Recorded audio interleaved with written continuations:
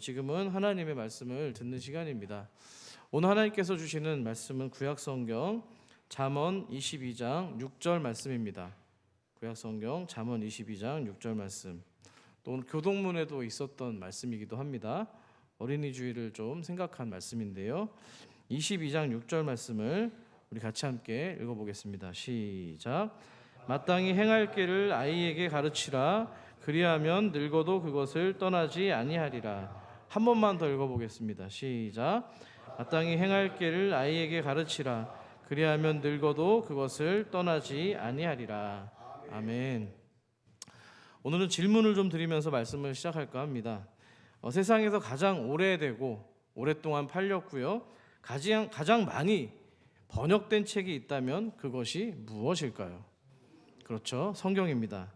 그런데 참 이상합니다. 그렇게 오래 살아남았고요, 그렇게 많은 사람이 읽었는데 이 책은 아이러니하게도 오늘 우리 집 책장에서는 가장 오랫동안 닫혀있는 책이라는 사실입니다.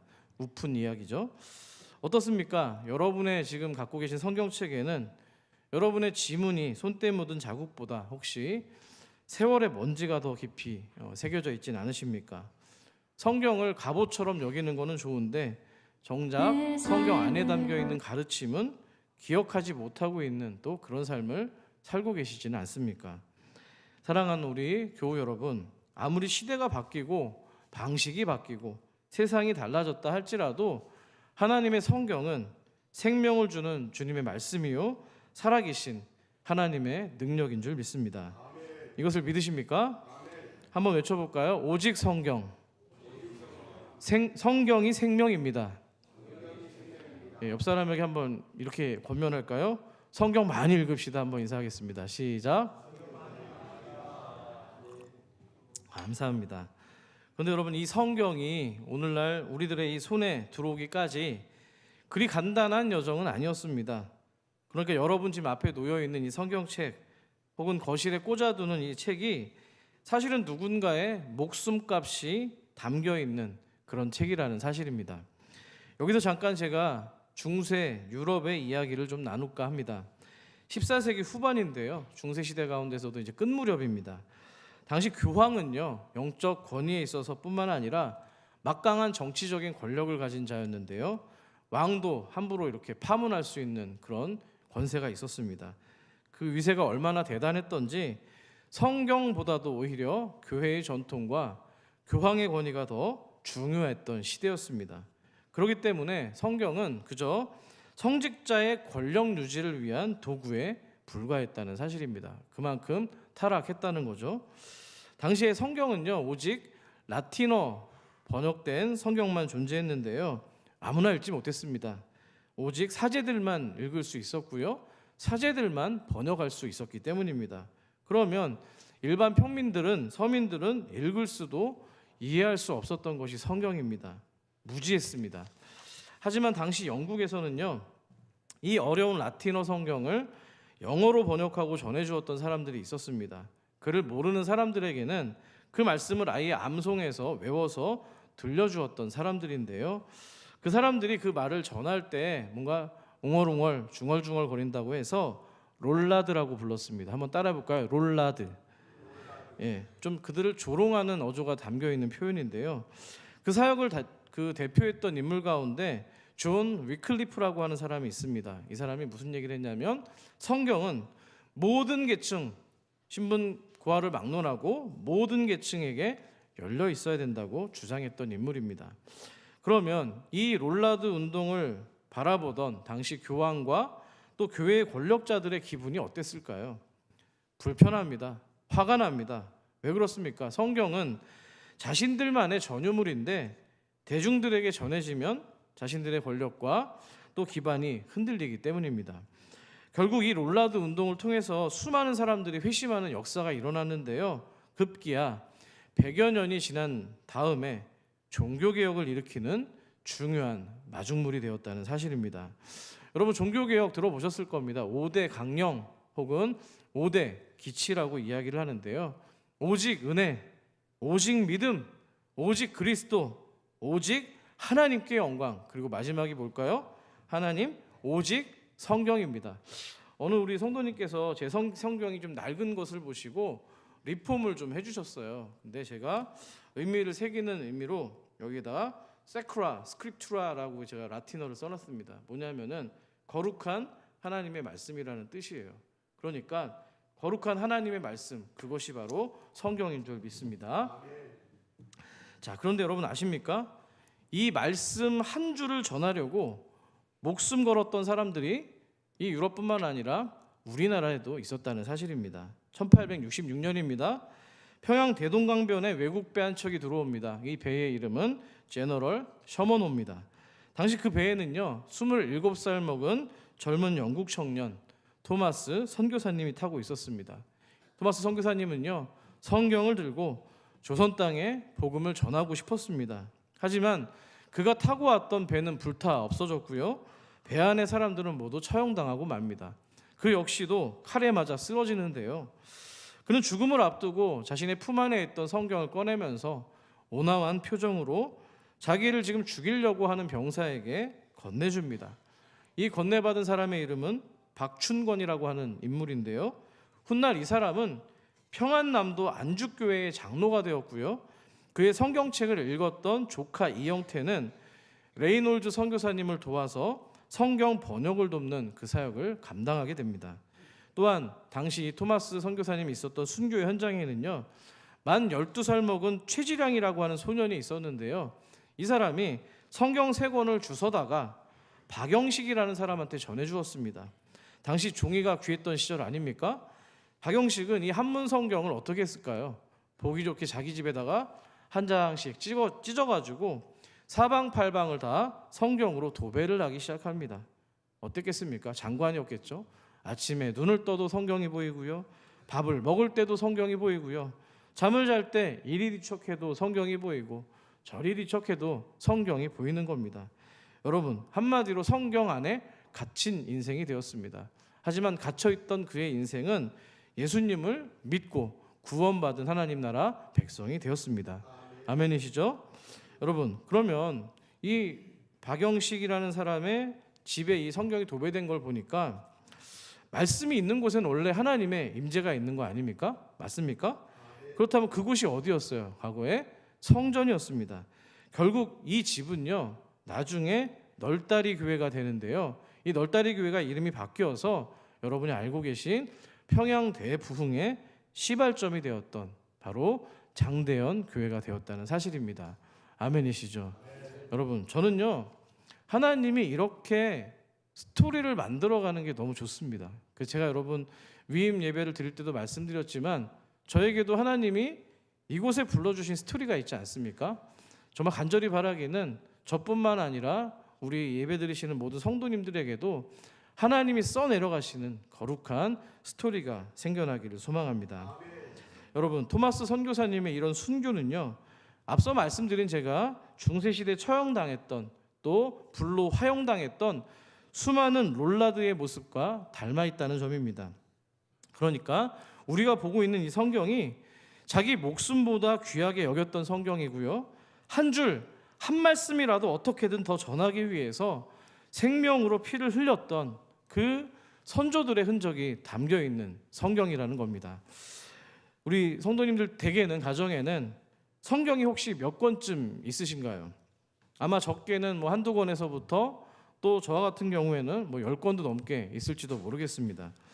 안타까운 건 우리가 성경을 가지고 있기는 한데, 지니고 있기는 한데 읽지는 않고요, 살지도 않고요, 전하지도 않은 채 그냥 가지고 있는 것만으로 위안을 삼을 때가 많다는 겁니다. 중세시대 이 롤라드와 조선 말기 토마스 선교사님의 모습을 보면서 지금 우리가 마주하고 있는 이 시대를 돌아보게 됩니다. 흔히들 이 시대를 향해서 뭐라고 합니까?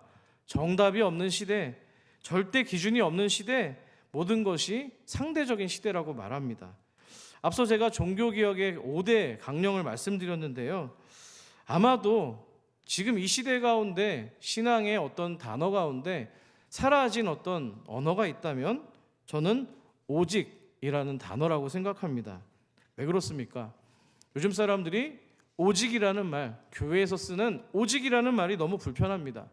누군가 말합니다. 성경이 진리야. 정답이지 생명이라고 이렇게 선포하면은요, 사람들이 말합니다. 네가 뭔데 정답을 정해? 왜 한 가지가 정답이야? 모든 다양성이 더 중요한 거 아니야? 이렇게 빈정대기 시작합니다. 예, 진리는 원래 그렇게 외로운 겁니다. 물은 100도씨에서 끓어야 되고요, 중력은 항상 아래로 끌어당깁니다. 마찬가지로 하나님의 복음 역시도 오직 예수 안에서만 구원이 있는 줄 믿습니다. 사단은 지금도 세상을 향해서 창세기 3장에서 속였던 방법을 고스란히 똑같은 방법으로 여러분을 유혹합니다. 예수, 복음, 좋아, 그건 괜찮은데 오직 예수, 오직 복음은 불편한 거라고 속삭이기 시작합니다. 그게 정답이 아니라고 왜곡합니다. 그 왜곡의 결정타가 바로 오직 성경이라는 겁니다. 생각해 보세요. 5대 강령 말씀드렸는데요, 오직 성경이 아니면은요, 우리는 오직 예수도 알 수가 없고요, 그 오직 예수를 통해서 오직 그리스도를 알 수도 없고요, 오직 그리스도를 알지 못하니까 믿을 수 없는 겁니다. 오직 믿음도 우리가 경험할 수 없고 하나님의 영광도 경험할 수 없게 되는 겁니다. 여러분, 언젠가부터 심지어 교회 안에서도 우리들이 말씀을 대할 때 뭔가 어떤 정보처럼 읽고요, 좋은 말이나 격언 정도의 인용구처럼 사용할 때가 있습니다. 소비하는 겁니다. 정작 자신의 삶을 비추고 결단하는 그런 중요한 결론으로, 기준으로 삼지 않는다는 겁니다. 예배 시간에 말합니다. 좋은 말씀이네요, 은혜 받았습니다 말하지만 또다시 삶으로 돌아가게 되면 여전히 세상의 기준을 선택하고 맙니다. 듣기 좋은 말씀은 붙잡고 싶어 합니다. 복 주는 말씀, 내가 잘 되는 말씀은 좋은데 죄나 회개에 대한 이야기나 거룩과 순종, 고난의 말씀은 애써 회피하거나 무시합니다. 한마디로 선택적인 소비를 일삼는 겁니다. 마치 무슨 영적인 쇼핑을 하는 것처럼 느껴질 때도 있습니다. 삶의 어떤 문제에 봉착했을 때에도 말씀이 무슨 이야기를 하는가 귀를 기울이기보다는 내 신앙의 경험과 내가 느끼는 감정이 우선시될 때가 많다는 겁니다. 자, 이런 시대 속에서 어떻게 해야 될까요? 우리 다음 세대에게, 어린이들에게 무엇을 이야기할 수가 있을까요? 오늘 본문은요, 잠언 말씀은 이 부끄러운 시대 가운데 외마디 비명처럼 들려옵니다. 우리 본문 26절 상반절 말씀을 같이 한번 화면을 통해 같이 읽도록 하겠습니다. 시작. 마땅히 행할 길을 아이에게 가르치라. 다시 한번 읽어볼게요. 시작. 마땅히 행할 길을 아이에게 가르치라. 아멘. 이 말이 단순히 애들아 착하게 살아야지 이런 말을 하는 게 아니고요, 여기 마땅히로 번역되어 있는 이 히브리어 하노크, 되게 중요한 단어인데요, 여러 가지 뜻이 있습니다. 헌신하다, 시작하다, 훈련시키다, 방향을 잡아주다, 이런 의미를 가지고 있는데요, 그러니까 여기 나와 있는 대로 길을 아이에게 가르치라는 말은 아이들에게 말 그대로 삶의 좌표와 영혼의 나침판을 새겨주라는 그런 의미입니다. 그러면 잠언 22장 6절을 의역해서 이런 단어의 의미를 보완한다면 이렇게 읽을 수 있습니다. 어린아이에게 그가 마땅히 가야 할 방향에 맞춰 훈련시키고 그의 정체성과 삶의 길을 하나님 앞에 세우고 또 헌신시켜라. 그러면 늙어서도 그것을 떠나가지 않을 것이다. 이런 의미인 줄 믿습니다. 그렇다면 이 성경이 말하고 있는 그 길, 생명의 길을 어디서 발견할 수가 있을까요? 신약성경 디모데후서 3장 14절로부터 17절 말씀은 우리에게 정확한 방향과 정체성을 제시합니다. 저는 흡사 이 말씀이 잠언 22장 6절의 해설서와 같다고 느껴지는데요, 우리 한 절씩 읽으신 후에 17절을 같이 읽겠습니다. 14절입니다. 그러나 너는 배우고 확신한 일에 거하라. 너는 내가 누구에게서 배운 것을 알며. 15절입니다.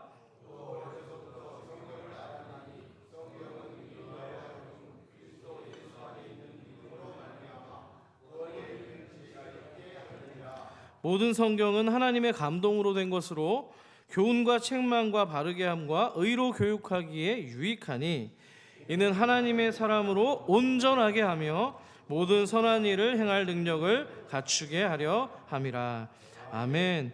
제가 마치 이 말씀이 잠언 22장 6절의 해설서와 같다고 말씀드렸는데요, 이런 의미입니다.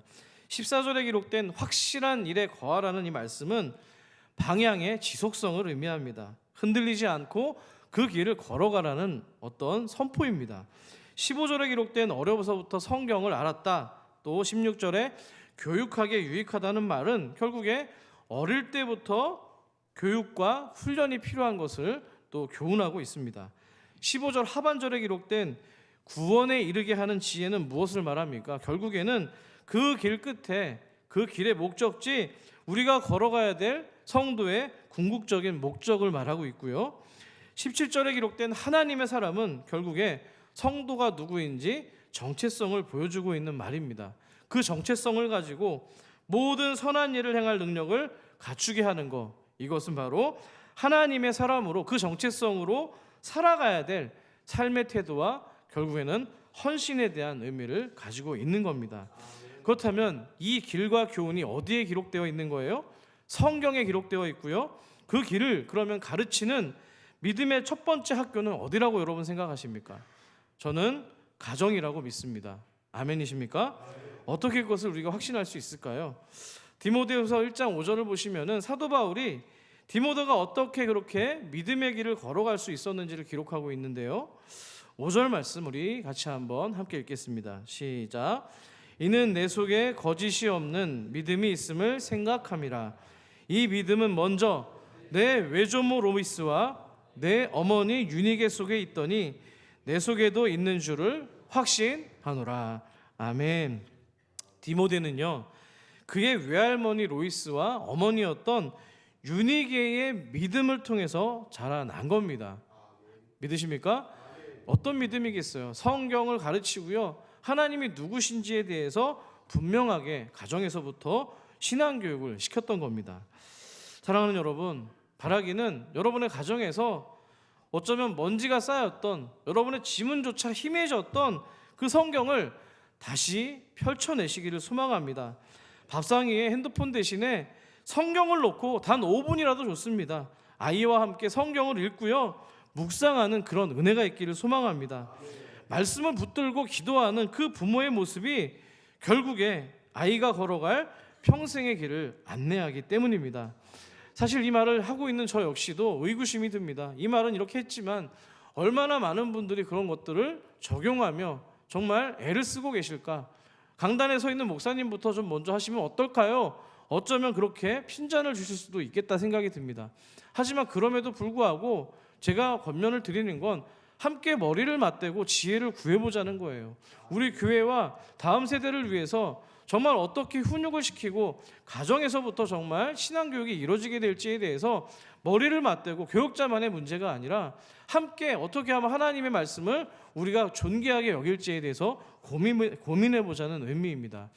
그럼 그 존귀한 말씀, 히브리서 4장은 어떻게 이야기를 하고 있을까요? 12절 말씀 함께 읽겠습니다. 시작.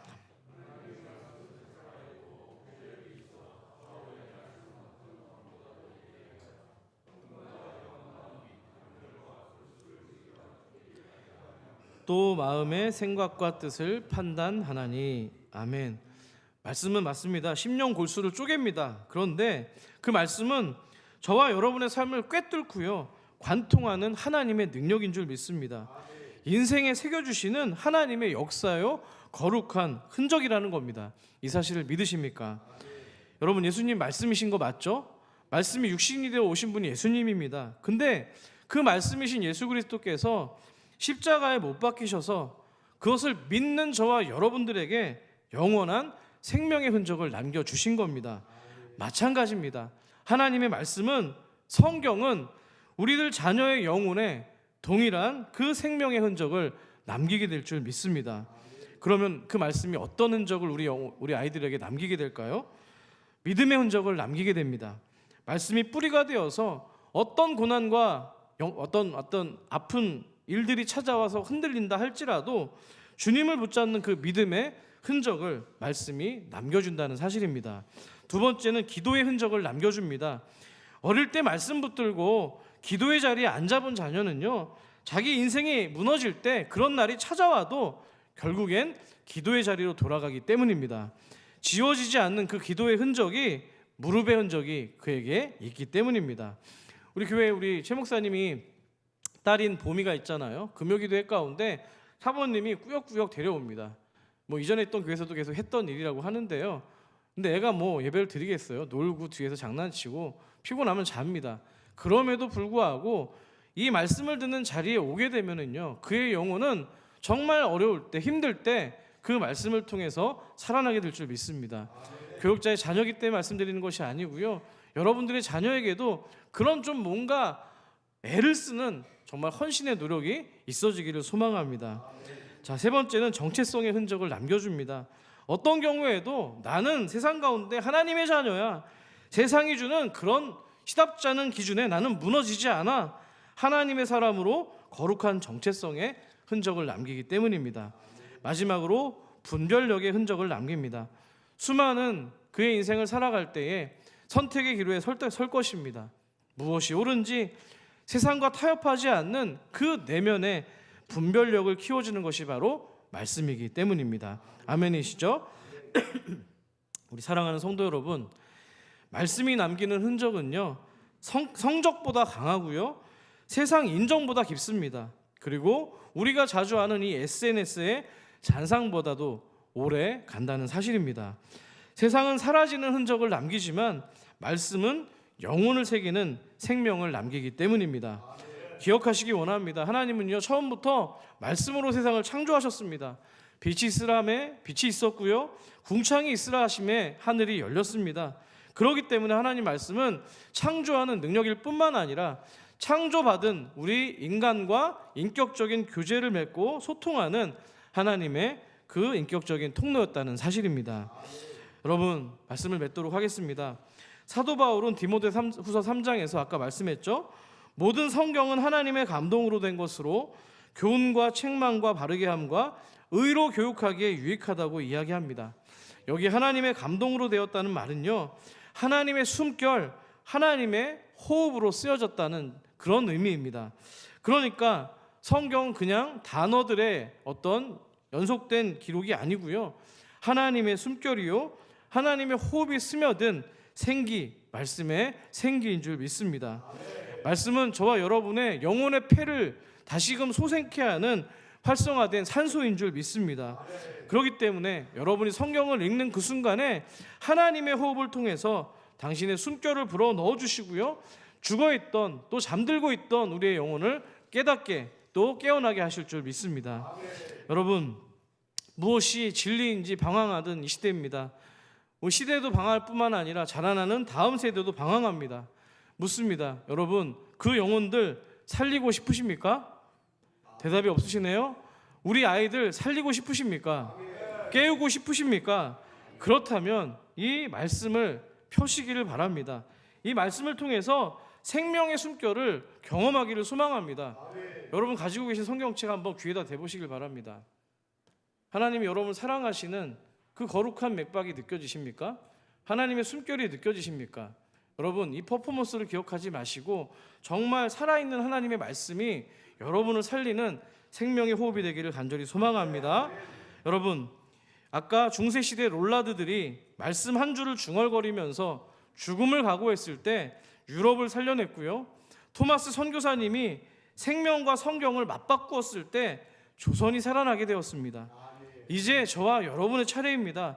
다시 성경을 펴셔서 말씀을 들려주시고 다음 세대에 전해주시기를 원합니다. 그렇게 되면 오늘 읽었던 말씀, 마땅히 행할 길을 아이에게 가르치면 늙어도 그것을 떠나지 아니하리라, 이 약속의 말씀이 현실이 될 줄 믿습니다. 부디 가정에서 다시 펼쳐야 할 책이 성경임을 기억하시면서 하나님의 은혜를 경험하는 주님의 교회 산서울대교를 간절히 축복합니다.